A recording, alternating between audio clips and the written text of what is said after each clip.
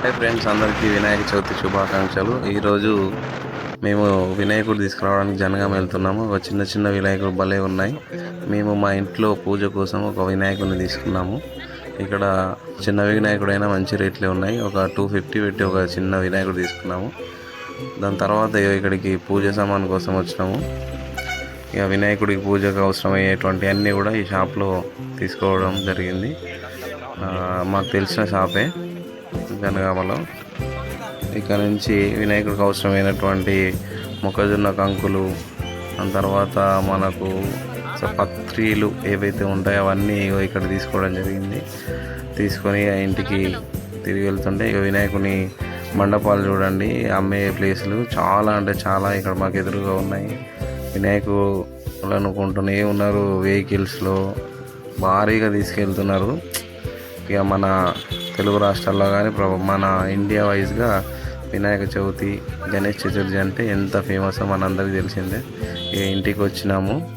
ఇంటికి వచ్చిన తర్వాత మా ఆవిడ ఇక డెకరేషన్ చేస్తుంది వినాయకుడిని పూజ కోసము. కంకణాలు, చేతి కట్టుకునే కంకణాలు కట్టేసుకున్నాము. మంచిగా చాలా ఆనందంగా మా అబ్బాయి డప్పులు కొడుతున్నాడు చూడండి. చిన్న వాయిద్యంతో వినాయకునికి చప్పులు చేస్తున్నాడు. కొద్దిగా మాకున్నంతలో చిన్నగా డెకరేషన్ చేసుకున్నాము. ఇక వినాయకుడిని మేము నిలబెట్టింది మా ఆవిడ.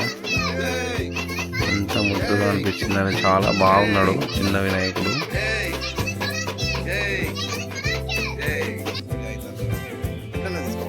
ఫైనల్గా మేము పూజ కోసం అన్ని అలంకరణలు చేస్తున్నాము. దేవుడికి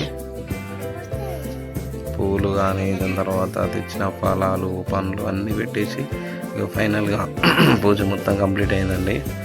సో ఆల్మోస్ట్ అయిపోయింది. పూజ కంప్లీట్ అయిన తర్వాత కొబ్బరికాయలు కొట్టి ప్రసాదాలు సమర్పించడం జరిగింది. సో దాని తర్వాత మా ఆవిడ ఇక లాస్ట్లో మంగళహారతి పాట పాడుతుంది. మంగళహారతితోని ఇక మా పూజ సమాప్తం అవుతుంది, అంటే కంప్లీట్ అవుతుంది. కంప్లీట్ అయిన తర్వాత ఇక మేము దేవుడికి కోరికలు కోరుకొని